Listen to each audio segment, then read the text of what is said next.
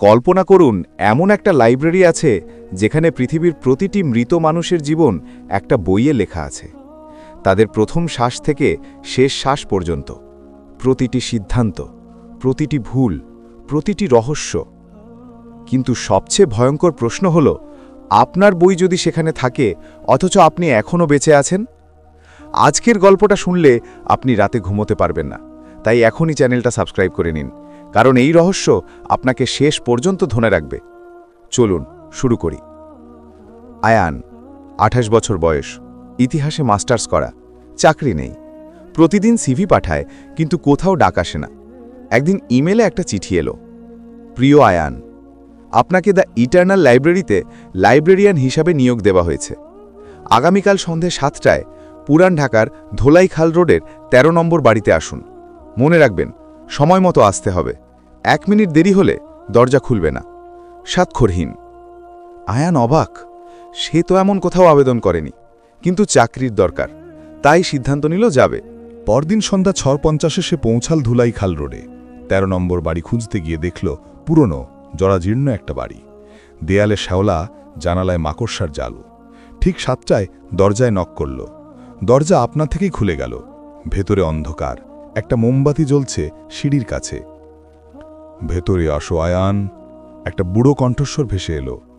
সিঁড়ি বেয়ে নিচে নামতে গিয়ে আয়ান দেখল মাটির নিচে বিশাল একটা লাইব্রেরি, হাজার হাজার তাক, লক্ষ লক্ষ বই। মোমবাতির আলোয় সবকিছু রহস্যময় দেখাচ্ছে। একজন বৃদ্ধ মানুষ বসে আছেন, লম্বা সাদা চুল, গভীর চোখ। আমার নাম করিম, আমি এই লাইব্রেরির শেষ লাইব্রেরিয়ান। এখন আমার সময় শেষ, তুমি আমার জায়গা নেবে। কিন্তু এখানে কি ধরনের বই? করিম একটা বই তুলে নিলেন, খুললেন। পাতায় লেখা, সুমনা বেগম, জন্ম 12 মার্চ 1952, মৃত্যু 5 নভেম্বর 2020।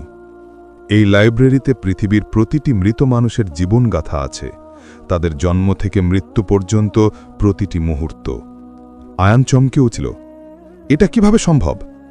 প্রশ্ন করো না, তোমার কাজ শুধু এগুলো সংরক্ষণ করা। প্রতিদিন রাতে নতুন বই আসবে, তুমি সেগুলো সাজিয়ে রাখবে। আর কোনো নিয়ম?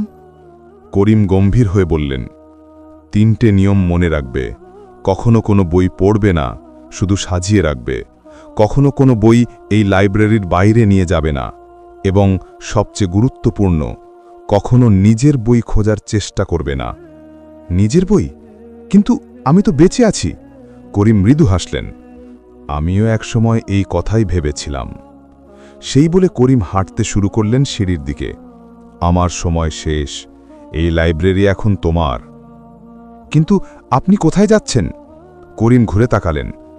আমার বইয়ের শেষ পাতায় পৌঁছে গেছি, এখন সেই গল্পের সমাপ্তি দেখতে যাচ্ছি। করিম চলে গেলেন। আয়ান একা রয়ে গেল লক্ষ বইয়ের মাঝে। রাত 12টায় হঠাৎ একটা অদ্ভুত আওয়াজ হলো। লাইব্রেরির মাঝখানে একটা টেবিলে আলো জ্বলে উঠল। সেখানে 15টা নতুন বই পড়ে আছে। আয়ান কাছে গেল, প্রথম বইটা তুলে নিল। রফিক আলী, জন্ম 5 জানুয়ারি 1945, মৃত্যু 31 অক্টোবর 2025। আজকের তারিখ 1 নভেম্বর, মানে এই মানুষটা গতকাল মারা গেছেন। আয়ান বইগুলো সাজাতে শুরু করল। প্রতিটা বইয়ের নাম দেখে বুঝতে পারল সবাই সদ্য মৃত। দিন গড়াতে লাগল। আয়ান নিয়ম মেনে চলত, বই সাজাত, কিন্তু কখনো পড়ত না। কিন্তু কৌতূহল বাড়তে লাগল, এই বইগুলোতে কি লেখা? মানুষের জীবনের কত গোপন রহস্য এখানে লুকানো। একদিন রাতে আয়ান সিদ্ধান্ত নিল একটা বই পড়বে, শুধু একটা। সে তার বাবার নাম দিয়ে খুঁজল। বাবা মারা গেছেন 5 বছর আগে। খুঁজতে খুঁজতে পেয়ে গেল, ইমরান হোসেন, জন্ম 20 এপ্রিল 1960, মৃত্যু 12 জুন 2020। হাত কাঁপছিল আয়ানের। বইটা খুলল, পড়তে শুরু করল। বইয়ে বাবার পুরো জীবন লেখা, তার শৈশব, যৌবন, বিয়ে, সব কিছু। কিন্তু তারপর একটা অধ্যায়ে এসে আয়ান হিম হয়ে গেল। 1995 সালের 15ই আগস্ট ইমরান একটা দুর্ঘটনায় একজন মানুষকে মেরে ফেলেছিল, গাড়ি চালানোর সময়। কিন্তু সে পালিয়ে গিয়েছিল, কাউকে বলেনি। সারা জীবন এই অপরাধ বোধ নিয়ে বেঁচেছিল। আয়ান চোখে বিশ্বাস করতে পারল না। তার বাবা খুনি? বই বন্ধ করে রেখে দিল দ্রুত। মাথা ঘুরছে। আমি ভুল করেছি, করিম ঠিকই বলেছিলেন, বই পড়া উচিত নয়। কিন্তু তারপর থেকে আয়ান শান্তি পেল না। প্রতিদিন মনে হতে লাগল অন্যান্য বইয়ে কি লেখা, তার মায়ের বইয়ে, তার বন্ধুদের বইয়ে, আর সবচেয়ে ভয়ঙ্কর চিন্তা, তার নিজের বই কি এখানে আছে? এক রাত আয়ান সিদ্ধান্ত নিল তার নিজের বই খুঁজবে। আমি তো বেঁচে আছি, আমার বই এখানে থাকার কথা নয়। সে আয়ান হোসেন নাম দিয়ে খুঁজতে শুরু করল। ঘণ্টার পর ঘণ্টা খুঁজল, হাজার হাজার তাক দেখল। তারপর খুঁজে পেল একটা পুরনো তাকের কোণে ধুলো জমে আছে। বইটা তুলে নিল কাপা হাতে। কাভারে লেখা আয়ান হোসেন, জন্ম 14 সেপ্টেম্বর 1997, মৃত্যু 8 নভেম্বর 2025। আয়ান হাঁপাতে লাগল। আজ 2 নভেম্বর, মানে আরও 6 দিন বাকি। হাত কাঁপছে, বই খোলার সাহস হচ্ছে না, কিন্তু শেষ পর্যন্ত খুলল। প্রথম পাতায় তার জন্মের গল্প, তারপর শৈশব, স্কুল, কলেজ, সব সঠিক। তারপর পরের পাতাগুলো উল্টাতে লাগল দ্রুত। বর্তমান পর্যন্ত পৌঁছল 2 নভেম্বর 2025। আয়ান তার নিজের বই খুঁজে পেয়েছে। সে জানে না এই বই পড়ার মাধ্যমে সে তার ভাগ্য সিল করে দিয়েছে। হৃদস্পন্দন বাড়ছে। পরের পাতা উল্টাল। 3 নভেম্বর আয়ান বইটা লুকিয়ে রাখার চেষ্টা করবে, কিন্তু লাইব্রেরি সব সময় তার বই ফিরিয়ে নেয়। 4 নভেম্বর আয়ান পালানোর চেষ্টা করবে, কিন্তু লাইব্রেরি ছাড়া সে বাঁচতে পারবে না। 5 নভেম্বর আয়ান পাতা ছিঁড়ে ফেলার কথা ভাববে। আয়ান থমকে গেল। পাতা ছিঁড়লে কি ভাগ্য বদলানো যাবে? পরের দিন আয়ান সিদ্ধান্ত নিল শেষ পাতা ছিঁড়ে ফেলবে, যে পাতায় তার মৃত্যু লেখা। বইটা খুলল, সরাসরি শেষ অধ্যায়ে গেল। 8 নভেম্বর 2025, রাত 11:47। লাইব্রেরির ভেতরে আগুন লাগবে। আয়ান বাইরে বেরোতে পারবে না, দরজা বন্ধ হয়ে যাবে। সে আগুনে পুড়ে মারা যাবে। তার শেষ চিন্তা হবে, আমি যদি এই বইটা না খুঁজতাম। আয়ান পাতা ছিঁড়তে গেল, কিন্তু পারল না। পাতা যেন লোহার মতো শক্ত হয়ে গেছে। ছুরি দিয়ে কাটার চেষ্টা করল, ছুরি ভেঙে গেল। আগুনে পুড়িয়ে দিতে চাইল, বই পুড়ল না। আয়ান বুঝতে পারল ভাগ্য বদলানো যায় না, যা লেখা আছে তাই। 5 নভেম্বর রাতে আয়ান আবার বইটা খুলল। এবার মাঝখানের পাতাগুলো পড়ল। 4 নভেম্বর আয়ান আবিষ্কার করবে এই লাইব্রেরি আসলে একটা ফাঁদ। যারা লাইব্রেরিয়ান হয় তারা আসলে লাইব্রেরির অংশ হয়ে যায়, তাদের আত্মা এখানে বন্দী হয়ে যায়। করিম এভাবেই পালিয়েছিল, নতুন কাউকে ফাঁদে ফেলে। আয়ান হাসল, তিক্ত হাসি। তাহলে আমি এখান থেকে পালাতে পারবো না? তারপর একটা লাইন দেখল, কিন্তু একটা উপায় আছে। যদি কেউ স্বেচ্ছায় তার বই পুড়িয়ে নিজেকে শেষ করে দেয়, তাহলে লাইব্রেরির শক্তি ভেঙে যায়, তখন সব বই মুক্ত হয়ে যায়। আয়ান ভাবল, যদি সে আত্মহত্যা করে তাহলে ভবিষ্যতে আর কাউকে এই ফাঁদে পড়তে হবে না। কিন্তু সে কি সত্যিই মরতে চায়? 7 নভেম্বর রাতে আয়ান বইয়ের একেবারে শেষ পাতা উল্টালো। সেখানে একটা লাইন লেখা ছিল যা আগে দেখেনি। আয়ান শেষ পর্যন্ত বুঝবে তার বইয়ে যা লেখা সেটা একটা সম্ভাব্য ভবিষ্যৎ। যদি সে বই পড়ে তাহলে সেই ভবিষ্যৎ স্থির হয়ে যায়, কিন্তু যদি না পড়ে তাহলে হাজার হাজার সম্ভাবনা খোলা থাকে।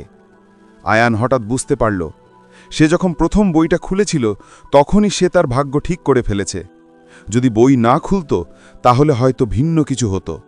কিন্তু এখন আয়ান সিদ্ধান্ত নিল, সে বইটা নিয়ে লাইব্রেরির মাঝখানে গেল, সব মোমবাতি একসাথে জ্বালালো, তারপর নিজের বইটা খুলল। আমার ভাগ্য যদি ঠিকই হয়ে গেছে তাহলে কমপক্ষে আমি জানি কি হবে।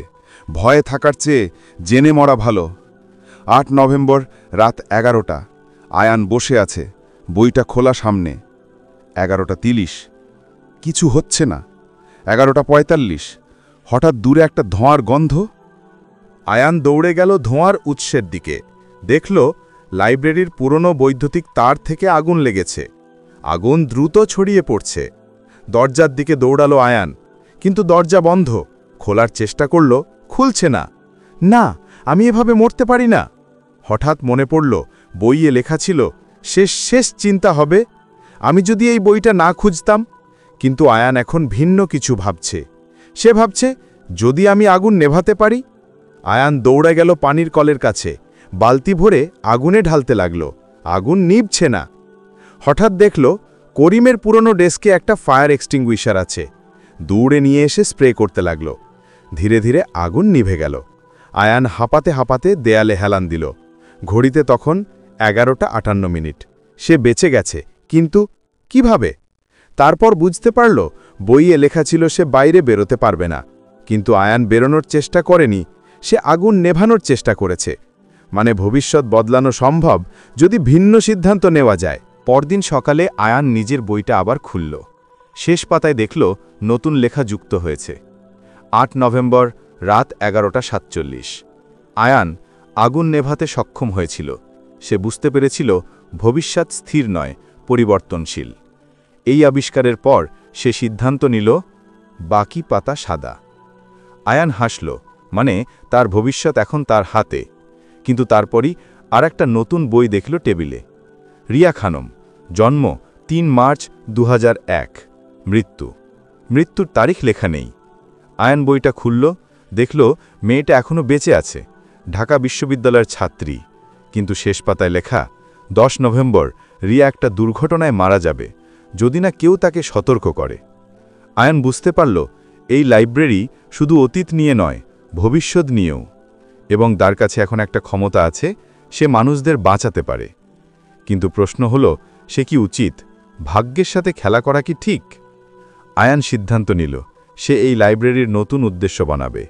আগে এটা ছিল ফাঁদ, এখন এটা হবে সুযোগ। যাদের বইয়ে মৃত্যু লেখা আছে তাদের সে সতর্ক করবে, পরোক্ষভাবে হলেও। প্রথম সে রিয়াকে খুঁজে বের করল। ফেসবুকে মেসেজ পাঠালো, 10 নভেম্বর রাত 9টায় ধানমন্ডি 27 নম্বরে যেও না, দয়া করে। রিয়া অবাক হল, কিন্তু মেসেজটা গুরুত্ব দিল। 10 নভেম্বর রাতে ওই জায়গায় একটা ভয়ঙ্কর সড়ক দুর্ঘটনা হলো, কিন্তু রিয়া নিরাপদ ছিল। পরদিন রিয়ার বই আবার দেখল আয়ান। শেষ পাতা এখন লেখা মৃত্যু, অনির্ধারিত। আয়ান হাসল, সে